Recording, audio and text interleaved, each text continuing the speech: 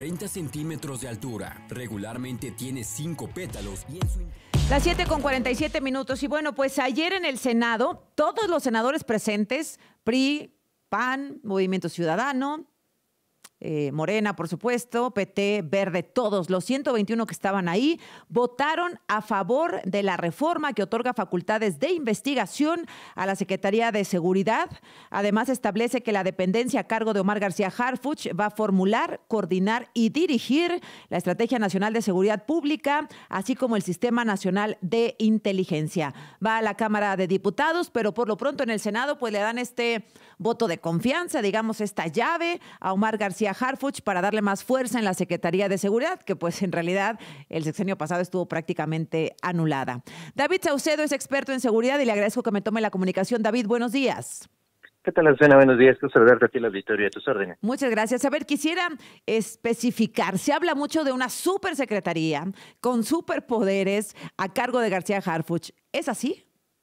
Definitivamente le están dando un superpoder a Omar García Harfuch. De hecho, lo están convirtiendo en el zar de la seguridad en México, una figura que se había abandonado hace tiempo debido a los excesos que se habían cometido justamente por un poder que estaba superando las facultades, incluso constitucionales, que tenían los personajes al cargo de estas responsabilidades. El único problema, como se ha señalado de manera insistente en distintos foros, es que le están dando un metapoder, pero sin un metacontrol. Es decir, no hay nada en la nueva disposición legal que audite, controle, supervise y acote este enorme poder que está teniendo Omar García Harfuch. En cierto sentido, están devolviendo a los civiles un poder en materia de seguridad que les había sido arrebatado y entregado a los militares en el sexenio pasado. Eso está bien. Esa Sí, parte, pues, de que regrese la estrategia a diseñarse en la cabeza de un mando civil. En efecto, de hecho, en el papel lo que están haciendo es poner a Omar García Harfuch incluso por encima de la Fiscalía, de la Secretaría de la Defensa y de la Secretaría de Marina. Como tú bien señalaste al principio de esta conversación, en el sexenio pasado, la Secretaría de Seguridad Pública tenía más bien el rol de vocería, papel que desempeñaron en su momento Rosa Isela y también Alfonso Durazo. Perdón, con todo respeto a la ahora secretaria de Gobernación, Rosa Isela Rodríguez, pues presentaba PowerPoints y ya, ¿no?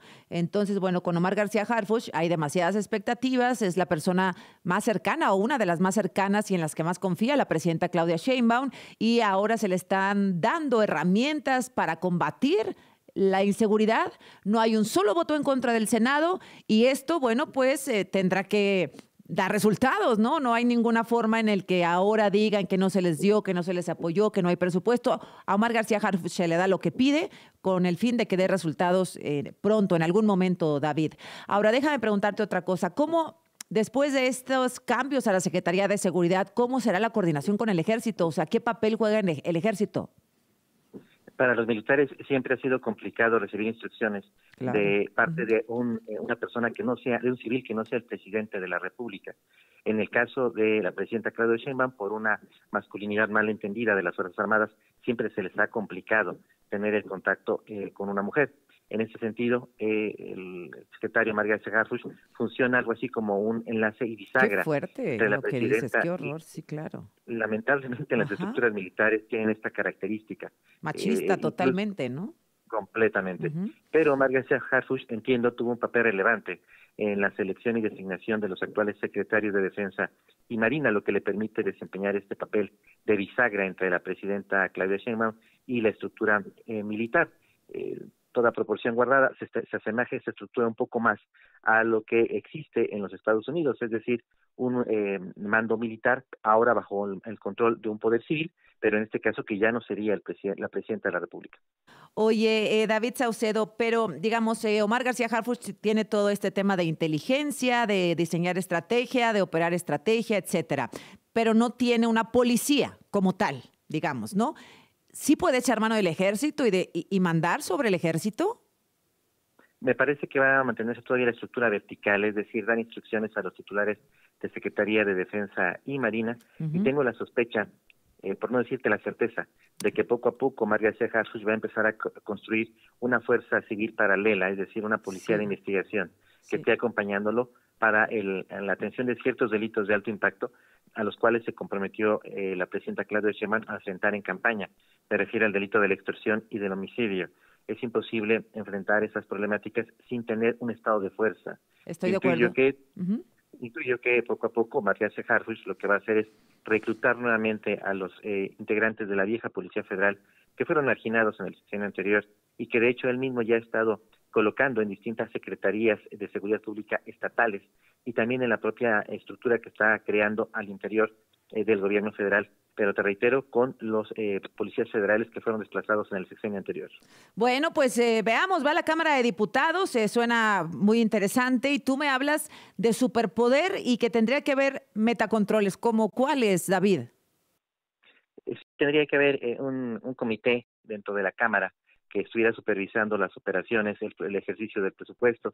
En materia de seguridad son frecuentes los desvíos, la corrupción. También que hubiera alguien que supervisara y estuviera controlando las labores de inteligencia, porque también se ha prestado en el pasado para que el aparato de inteligencia en materia de seguridad se utilice para espionaje político, para espiar periodistas, defensores de derechos humanos, y esto no existe todavía en nuestra legislación. ¿Que hubiera un comité de vigilancia en la Cámara de Diputados? Sí, hay varias prácticas a nivel internacional. Ajá. Una posibilidad es justamente esta, que sea el Poder Legislativo el que audite a esta rama del Poder Ejecutivo.